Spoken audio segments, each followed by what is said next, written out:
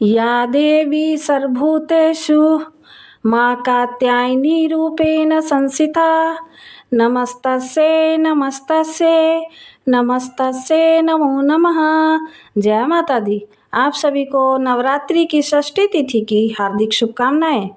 आप सभी पर मां कात्यायनी अपनी असीम कृपा बनाए रखें। नव दुर्गा के 9 रूपों में से देवी के छठे स्वरूप को देवी कात्यायनी के नाम से पूजा जाता है।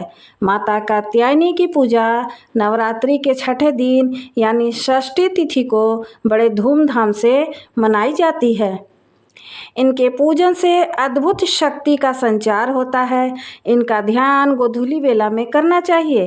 प्रत्येक सर्वसाधारण के लिए आराधना योग्य यह श्लोक सरल और स्पष्ट है।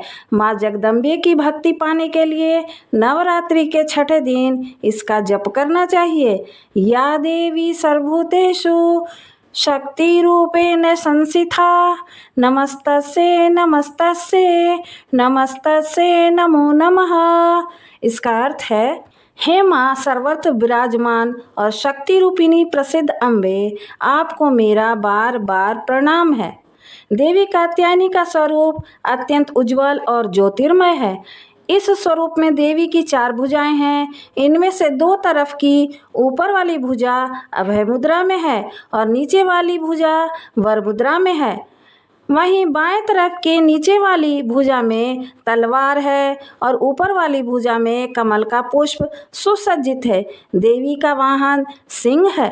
देवी कात्यायनी के कथा का उल्लेख देवी भागवत महात्म्य मार्कंडेय पुराण में मिलता है। आइए सुनते हैं देवी कात्यायनी की कथा महिमा। आरती, महिषासुर मर्दनी स्तोत्र एवं क्षमा प्रार्थना।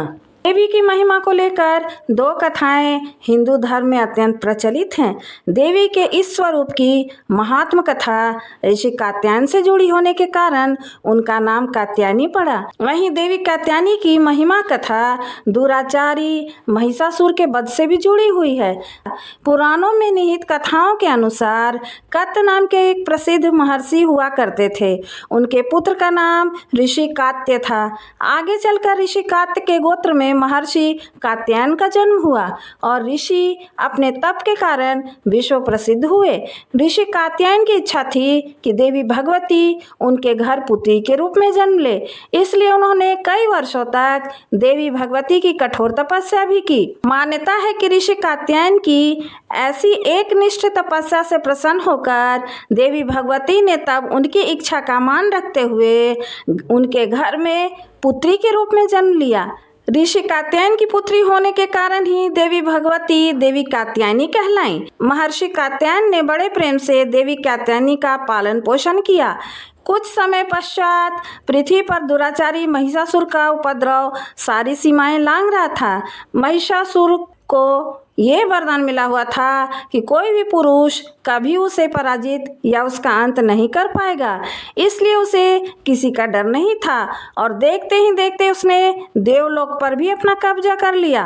तब भगवान विष्णु, प्रजापति ब्रह्मा और देवाधिदेव महादेव ने उसका विनाश करने के लिए अपने अपने तेज से मिलित एक देवी उत्पन्न किया। मान्यता है कि महर्षि कात्यायन ने इन देवी की सर्वप्रथम विधिवत पूजा की थी, इसलिए इन्हें कात्यायनी के नाम से जाना जाता है। वहीं देवी कात्यायनी से जुड़ी एक अन्य पौराणिक कथा के अनुसार देवी की उत्पत्ति महर्षि कात्यायन के यहाँ अश्विन महीने के कृष्ण चतुर्दशी को हुई थी। इसके बाद महर्षि ने शुक्ल सप्तमी, अष्टमी और नवमी तक देवी की अपने आश्रम में विधिवत पूजा अर्चना की और 10वीं को देवी के इस स्वरूप ने महिषासुर का वध किया था। यही कारण है कि देवी के इस स्वरूप को देवी कात्यायनी के नाम से जाना गया। महिषासुर का अंत करने के कारण देवी को महिषासुर मर्दिनी के नाम से भी जाना गया। इसके अलावा देवी कात्यायनी से जुड़ी एक और मान्यता ये भी है कि देवी दुर्गा का यह स्वरूप अमोघ फलदायिनी है। ब्रजमंडल की गोपियों ने करुणा अवतार श्री कृष्ण को अपने पति के रूप में पाने के लिए कालिंदी यमुना के किनारे देवी कात्यायनी की आराधना की थी। इसी कारण वर्तमान में भी देवी कात्यायनी समस्त ब्रजमंडल की अधिष्ठात्री देवी के रूप में प्रतिष्ठित हैं। स्कंद पुराण में देवी कात्यायनी के बारे में ये उल्लेख मिलता है कि उनकी उत्पत्ति परमेश्वर के सांसारिक क्रोध से हुई थी। नवरात्रि के छठे दिन देवी दुर्गा के इस स्वरूप की पूजा का काफी महत्व है। ऐसी मान्यता है कि देवी कात्यायनी की पूजा में लाल और सफेद रंग के कपड़े पहनना बहुत शुभ होता है। मान्यता तो ये भी है कि माँ कात्यायनी के चरणों में अपना सब कुछ समर्पित करते हुए उनकी आराधना करने वाले भक्तों को उनके दर्शन प्राप्त हो जाते हैं। देवी के इस स्वरूप के पूजन से भक्तों में एक अद्भुत शक्ति का संचार होता है। देवी कात्यायनी की आराधना का मंत्र है ओम देवी कात्यायन्ये नमः, अर्थात ओंकार के जैसे निर्विकार रूप वाली देवी कात्यायनी की कृपा व शुभ दृष्टि हम पर बनी रहे। हम उन्हें बारंबार नमस्कार करते हैं। ऐसी मान्यता है कि देवी कात्यायनी को शहद अत्यंत प्रिय है, इसलिए नवरात्रि के छठे दिन देवी कात्यायनी की पूजा में शहद या शहद की बनी चीजों का भोग लगाना चाहिए। देवी कात्यायनी के विधिवत पूजन के पश्चात महादेव की भी पूजा करने की मान्यता है। देवी दुर्गा के कात्यायनी अवतार से हमें यह सीख मिलती है कि अगर भक्ति और संकल्प सच्चा है तो परम प्रकृति की कृपा सदैव बनी रहती है। माँ कात्यायनी की आरती। जय जय अम्बे जय कात्यायनी, जय जग माता जग की महारानी, वैद्यनाथ स्थान तुम्हारा, वहाँ वरदाती नाम पुकारा। कई नाम है कई धाम है, यह स्थान भी सुख धाम है। हर मंदिर में ज्योत तुम्हारी, कहीं योगेश्वरी महिमा न्यारी।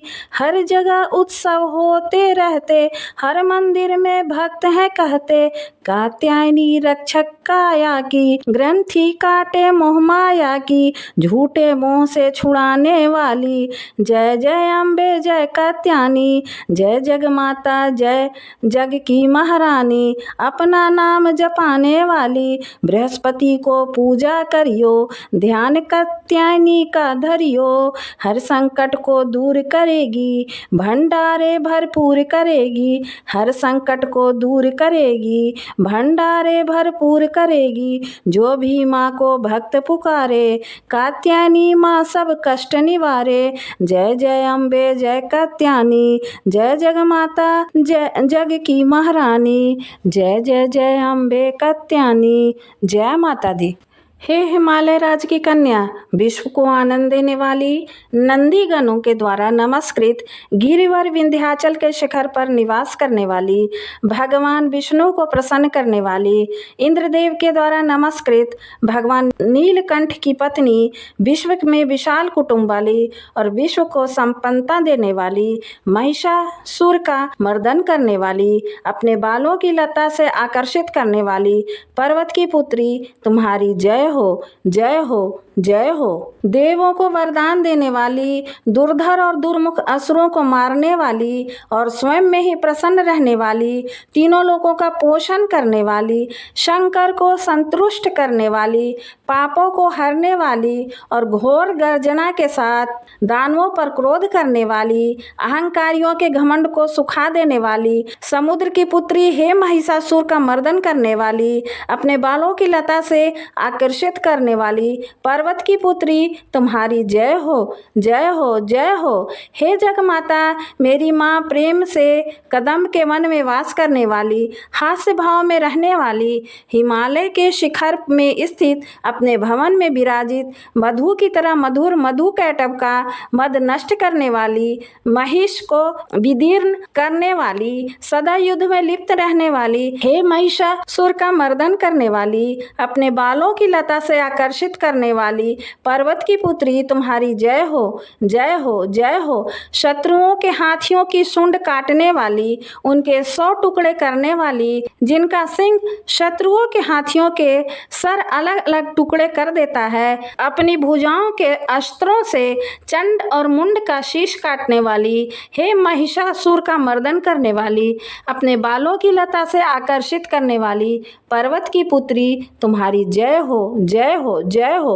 रण में मधोमथ शत्रुओं का वध करने वाली, अजर अविनाशी शक्तियां धारण करने वाली, शिव की चतुराई जानकर उन्हें अपना दूत बनाने वाली, दुर्मति और बुरे विचार वाले दानव के दूत के प्रस्ताव का अंत करने वाली, हे महिषासुर का मर्दन करने वाली, अपने बालों की लता से आकर्षित करने वाली, पर्वत की पुत्री तुम्हारी जय हो, जय हो, जय हो। शरणागत शत्रुओं की पत्नियों के आग्रह पर उन्हें अभय दान देने वाली, तीनों लोगों को पीड़ित करने वाले दैत्यों पर प्रहार करने योग्य त्रिशूल धारण करने वाली, देवताओं की दुदुम्भी से दुमी दुमी की ध्वनि को सभी दिशाओं में व्याप्त करने वाली, हे महिषासुर का मर्दन करने वाली, अपने बालों की लता से आकर्षित करने वाली, पर्वत की पुत्री तुम्हारी जय हो, जय हो, जय हो। मात्र अपने हुंकार से धूम्रलोचन राक्षस को धूम्र के समान भस्म करने वाली,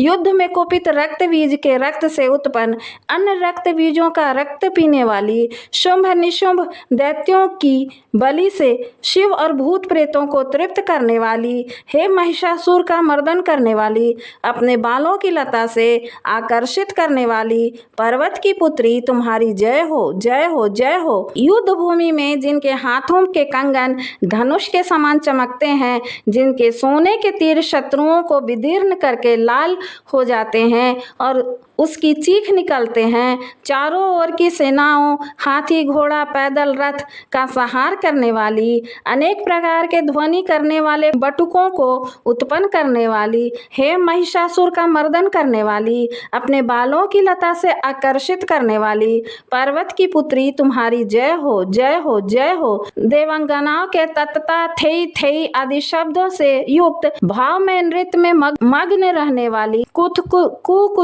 कुकुथ अड्डी विभिन्न प्रकार की मात्राओं वाले ताल वाले स्वर्गीय गीतों को सुनने में लीन, मृदंग की धू धुकुट धीमी धीमी आदि गंभीर ध्वनि सुनने में लिप्त रहने वाली, हे महिषासुर का मर्दन करने वाली, अपने बालों की लता से आकर्षित करने वाली, पर्वत की पुत्री तुम्हारी जय हो, जय हो, जय हो। जय जयकार करने और स्तुति करने वाले समस्त विश्व के द्वारा नमस्कृत, अपने नुपुर के झंझन और झिमझिम शब्दों से भूपति महादेव को मोहित करने वाली, नटी नटों के नायक अर्धनारीश्वर के नृत्य को सुशोभित नाट्य में तल्लीन रहने वाली, हे महिषासुर का मर्दन करने वाली, अपने बालों की लता से आकर्षित करने वाली, पर्वत की पुत्री तुम्हारी जय हो, जय हो, जय हो। आकर्षक कांति के साथ अति सुंदर मन से युक्त और रात्रि के आश्रय अर्थात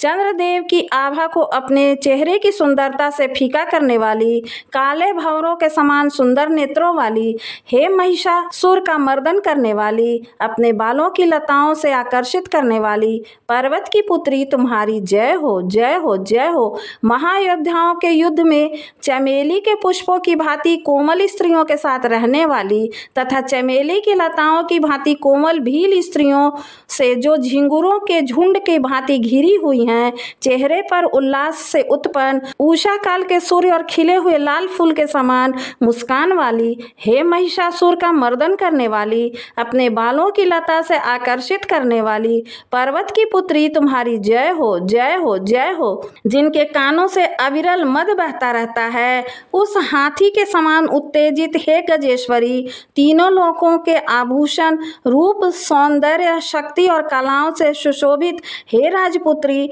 सुंदर मुस्कान वाली, स्त्रियों को पाने के लिए मन में मोह उत्पन्न करने वाली, कामदेव की पुत्री के समान हे महिषासुर का मर्दन करने वाली, अपने बालों की लता से आकर्षित करने वाली, पर्वत की पुत्री तुम्हारी जय हो, जय हो, जय हो। जिनका कमल दल के समान कोमल, स्वच्छ और कांति से युक्त मस्तक है, हंसों के समान जिनकी चाल है, जिनसे सभी कलाओं का उद्भव हुआ है, जिनके बालों में भंवरों से घिरे कुमुदनी के फूल फूल और बकुल पुष्प सुशोभित हैं, उन महिषासुर का मर्दन करने वाली, अपने बालों की लता से आकर्षित करने वाली पर्वत की पुत्री तुम्हारी जय हो, जय हो, जय हो। जिनके हाथों की मुरली से बहने वाली ध्वनि से कोयल की आवाज भी लज्जित हो जाती है, जो खिले हुए पुष्पों से रंगीन पर्वत से विचरती हुई पुलिंद जनजाति की स्त्रियों के साथ मनोहर गीत गाती हैं, जो सद्गुणों से संपन्न